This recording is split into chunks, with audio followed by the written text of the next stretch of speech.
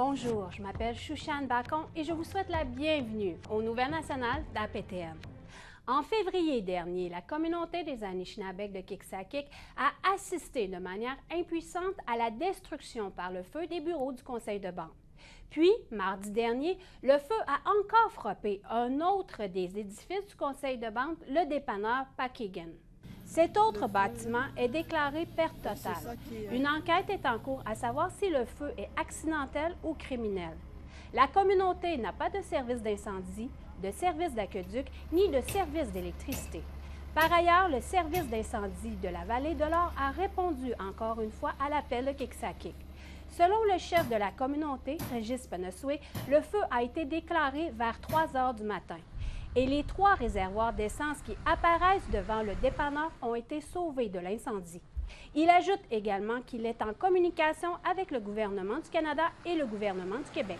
C'est une chose où sur l'intervention de nos membres de la communauté qui ont intervenu, c'est quand même une aide qui est très appréciée d'avoir sauvé la propagation du feu. Alors que les experts et les intervenants continuent d'analyser la proposition d'alerte de la robe rouge à la Chambre des communes, une coordonnatrice du projet ISQUO souligne son rôle important dans la localisation des femmes et des filles autochtones disparues. Maricela Amador nous raconte. Une commission parlementaire étudie actuellement la mise en place de l'alerte robe rouge pour les femmes autochtones disparues. Each person holds so much life and so much potential. Laura Aguirre est coordonnatrice du projet ISQUO, une initiative lancée par le Foyer pour femmes autochtones de Montréal. Ce projet aide les familles lorsqu'une femme, une fille ou une personne bispirituelle autochtone est portée disparue. Elle note que le système de l'alerte de la robe rouge proposé aurait dû être adopté depuis longtemps. ISQUO, we absolutely support this red dress alert. Unfortunately, we feel it's necessary for something like this to exist in Canada. And I think the benefit that this will have is that it will kind of help prioritize these cases. La coordonnatrice explique que ISQUO a également participé à une consultation au Québec concernant la création du système d'alerte publique qui s'apparente à l'alerte Amber. Je pense que vous trouverez un consentement unanime pour la motion suivante. Les consultations ont commencé l'année dernière après que la députée du NDP, Léa Gazan, a présenté une motion visant à financer le système. La motion a été approuvée à l'unanimité. Historically, not just in Montreal, but across Canada, we've seen reports of missing Indigenous women be dismissed by police because maybe she was involved in sex work or she was using substances or she had mental health issues. Marjolaine Etienne est la présidente des Femmes autochtones du Québec. La semaine dernière, elle a témoigné devant le Comité permanent de la condition féminine. Etienne a fait écho au soutien apporté par Aguirre au système d'alerte. Nous voyons effectivement la nécessité de pouvoir rassembler autour d'une table les acteurs clés qui devront effectivement là, être des acteurs clés qui auront un rôle et des responsabilités aussi également à jouer. Donc, je fais référence notamment à nos systèmes ou nos services policiers. Etienne a insisté sur la nécessité d'impliquer la police dès le départ.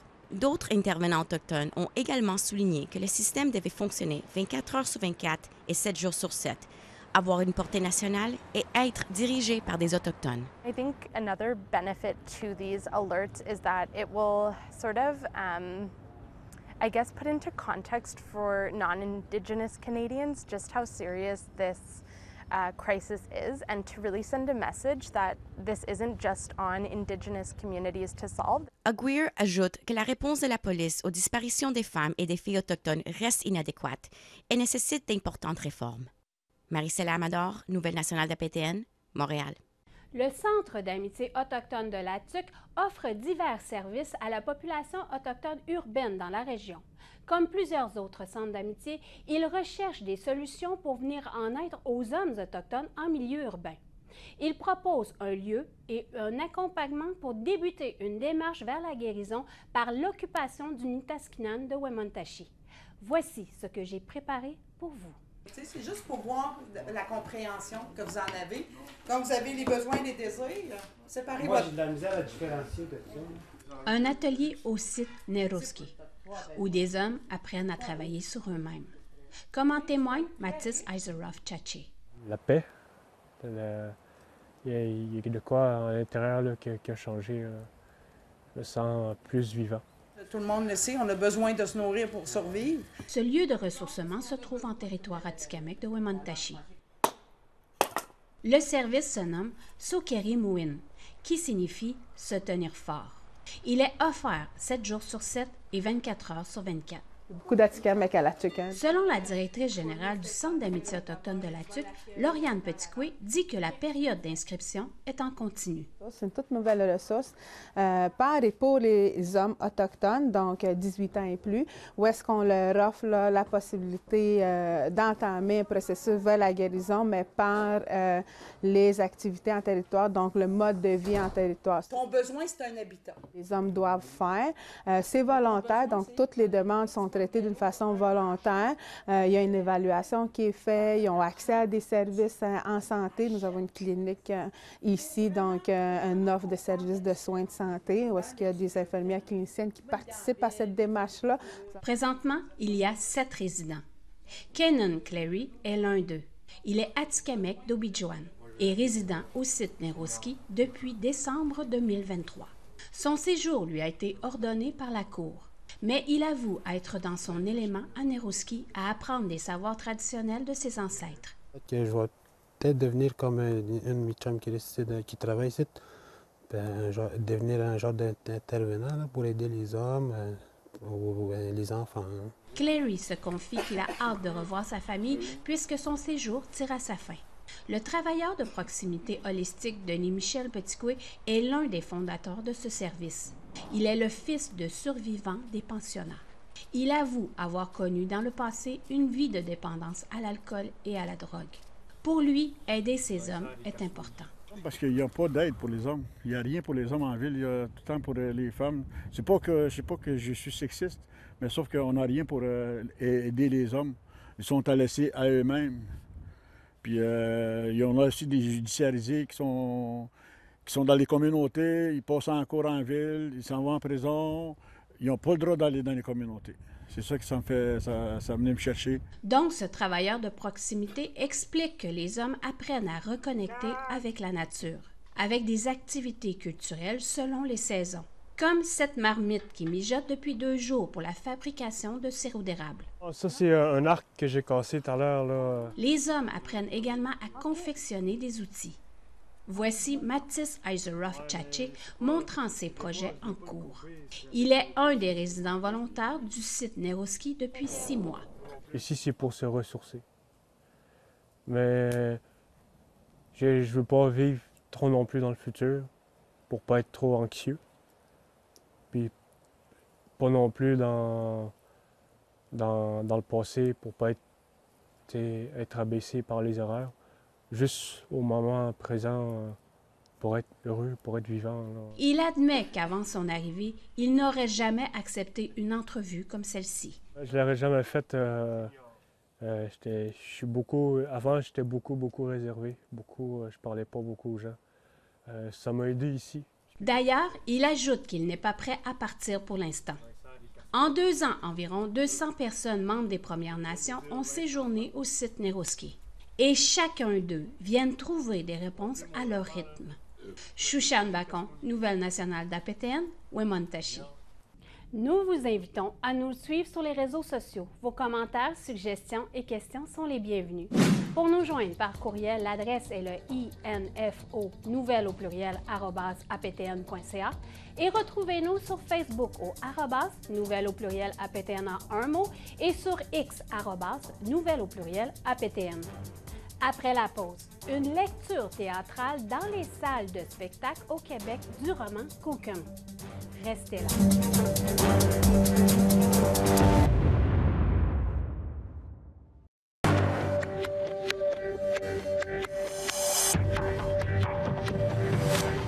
Re-bienvenue. Dominique Pétain fait présentement le tour des salles de spectacle en offrant une lecture théâtrale d'extraits du roman Cookum de Michel Jean. Kidjaté Alexandra Veillette-Chizo a pu rencontrer l'auteur et la comédienne lors de la présentation qui a eu lieu au Collège Hansik.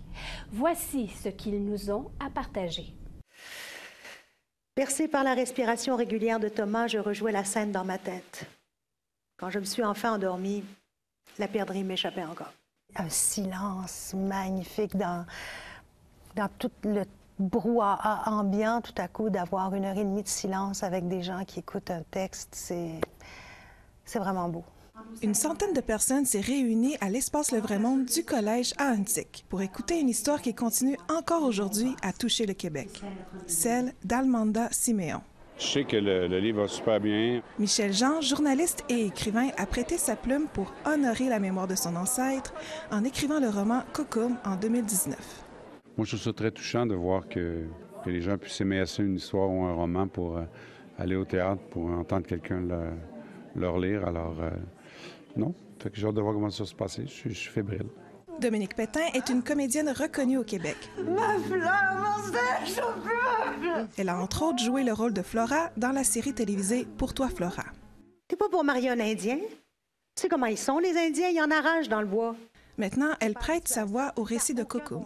C'est encore en moi, cet outrage qu'on a fait aux enfants. Enfin, quand il s'agit des enfants, ça vient me chercher à chaque fois. Puis j'espère, en tout cas, ne jamais être insensible à ça. J'espère. C'est vraiment étonnant à quel point ça rejoint les gens, qu'ils soient blancs, qu'ils soient autochtones, qu'ils soient de n'importe où. C'est ça qui fait le succès d'un livre, c'est son universalité. L'auteur confie qu'il reçoit encore aujourd'hui plusieurs messages de lecteurs québécois lui disant « Je savais pas que c'était comme ça.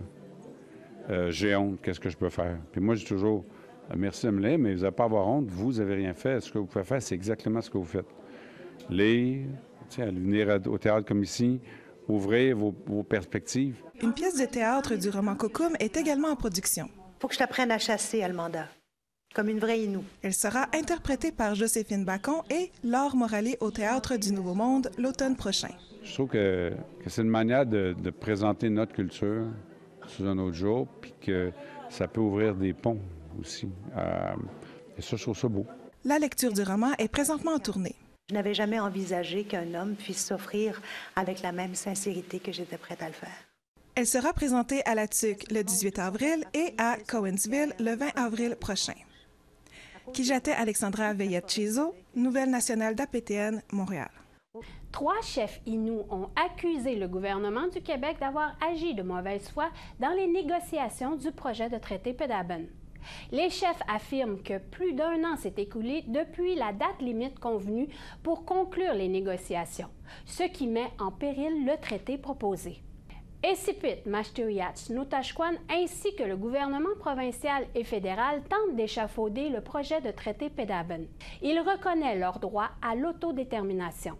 Le chef Gilbert Dominique de Mashtuyach explique que les négociations devaient se terminer le 31 mars 2023. Mais le Québec a renié son engagement et il a imposé une nouvelle date d'échéance. La province tente maintenant de renégocier des aspects clés du futur traité. Les Inuits ont conclu un accord avec le Canada. Ils s'efforcent à présent de le maintenir. Ils demandent également une rencontre avec le premier ministre François Legault. Il ne restait que le Québec au rendez-vous. Il restait là, en bout de piste, là, ce que moi j'appelle là, le deal économique à convenir au niveau de la table de négociation, puis qui comprend le financement de la part du Québec. Okay.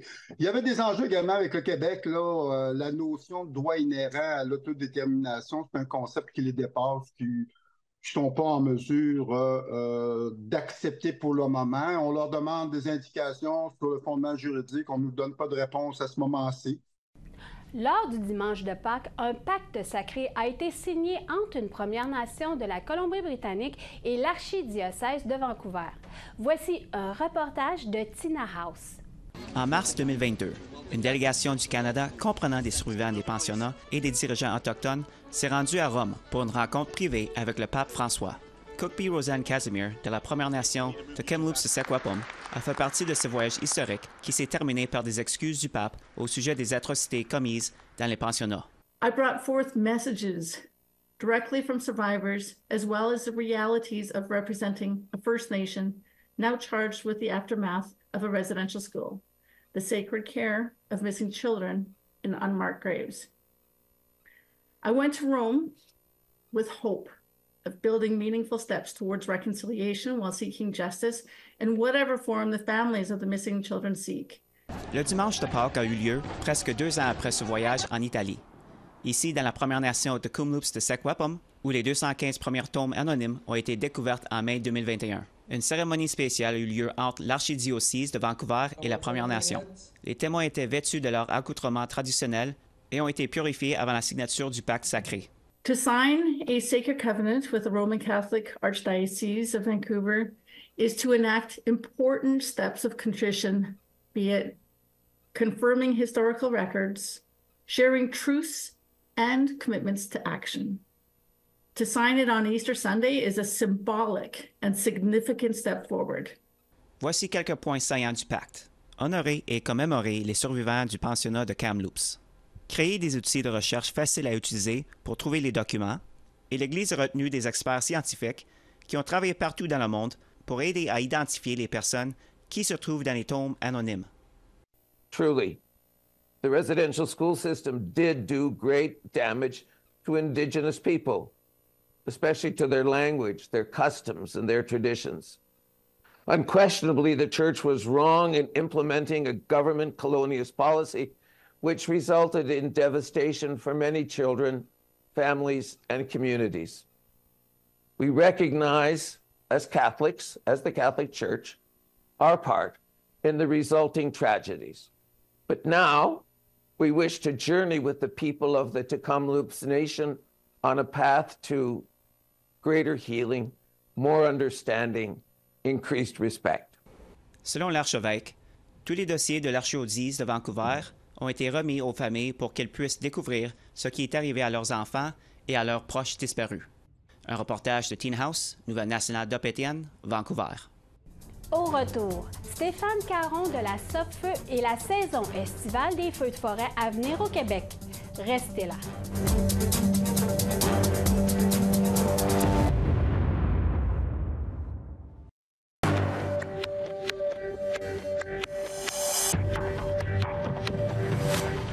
Bienvenue. En entrevue cette semaine, nous recevons Stéphane Caron, coordonnateur à la prévention et aux communications de la Société de protection de forêt contre le feu.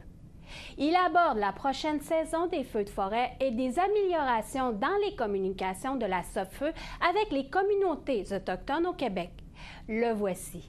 Coué, Monsieur Stéphane Caron, bienvenue à Nouvelle nationale d'APTN. Bonjour. On vous a invité pour parler de la future saison estivale 2024 concernant les feux de forêt.